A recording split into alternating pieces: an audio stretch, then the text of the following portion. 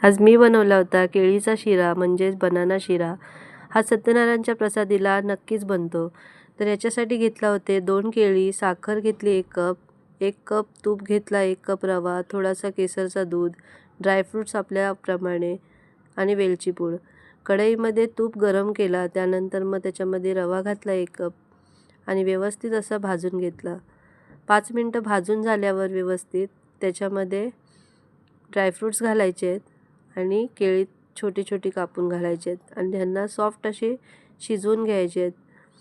ते शिजून झाल्याच्या नंतर त्याच्यामध्ये थोडीशी वेलची पूड घालायची आपल्याप्रमाणे आणि मग त्याच्यामध्ये साखर घालायची आणि ह्यांना व्यवस्थित अशी हलवून मग केसरचा दूध 1 कप दूध आणि 1 कप पाणी असं व्यवस्थित घालून त्यांना 10 मिनिटं झाकून ठेवायचं आहे आणि विदिन 5 मिनिटांमध्ये हा तयार होतो आणि खूप छान असा लागतो। तुम्ही करून पहा आणि मला कमेंट करा। भेटूया नवीन व्हिडिओमध्ये। बाय।